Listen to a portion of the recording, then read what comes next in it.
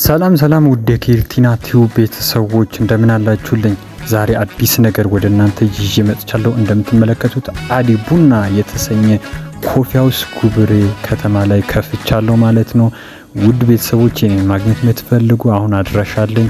ጉብሬ ከመጣችሁ እኔ ጋር ብቅ ብላችሁ አንድ ሲኒ ቡና ብትጠጡ አብረን እንጫወታለን።